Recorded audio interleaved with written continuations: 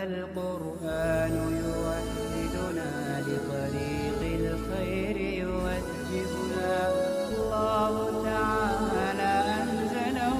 ورسول الله بسم اللہ الرحمن الرحیم۔ فصل فیما لا یفسد الصلاۃ، یہ فصل ان چیزوں کے بیان میں جو نماز کو فاسد نہیں کرتی۔ اب تک مفسدات نماز کا بیان ہوا تھا، یہاں سے غیر مفسدات نماز کو بیان کر رہے ہیں۔ کہہ رہے لو نظر المصلی الی مکتوب وفہمہ، اگر دیکھ لے نمازی کسی لکھی ہوئی چیز کو اور اس کو سمجھ لے، او اکل ما بین اسنانہ وکان دون الحمصۃ، یا کھا لے اس چیز کو جو اس کے دانتوں کے درمیان ہے اور وہ ایک چنے سے کم ہے، بلا عمل کثیر،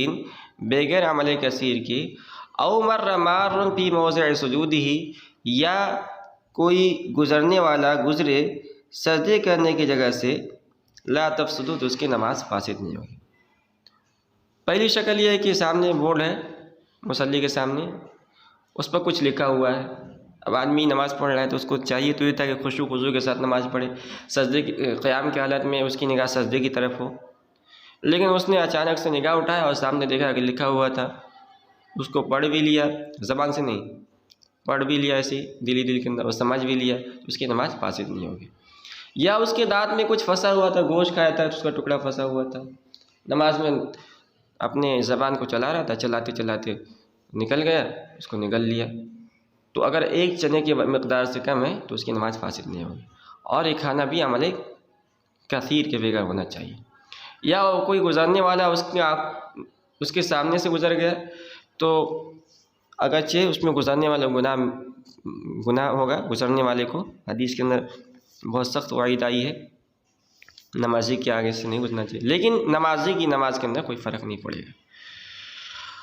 وَإِنْ أَتِمَ الْمَارُّ، اگرچہ گزرنے والا گناہ گار ہوگا، وَلَا تَفْسُدُ بِنَظْرِهِ إِلَى فَرْجِ الْمُطَلَّقَةِ بِشَهْوَةٍ فِي الْمُخْتَارِ، اور فاسد نہیں ہوگا اس کی نماز دیکھنے سے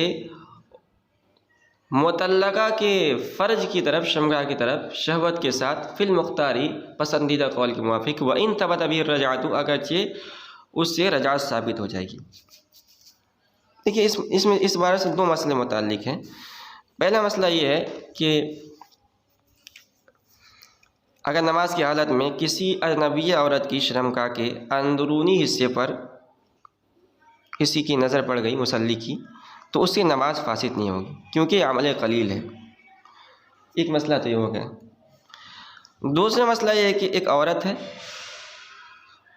اور اس کی منکوحہ تھی، اس نے اس کو طلاق دے دیا،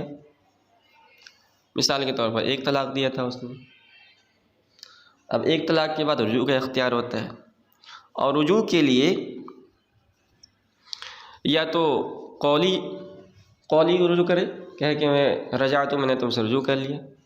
یا عملی رجوع ہونا چاہیے۔ عملی رجوع کے اندر کیا ہے کہ آدمی اس کو بوسہ لے لے یا اس کو شہوت کے ساتھ چھو لے تو بھی رجعت ثابت ہو جائے گی۔ اور اس کی ایک شکل یہ ہے کہ وہ نماز پڑھ رہا تھا اور اس کی وہ مطلقہ وہاں بیٹھی ہوئی تھی اپنے شرمگاہ کو کھولے ہوئی، اب اس نے نماز کے دوران ہی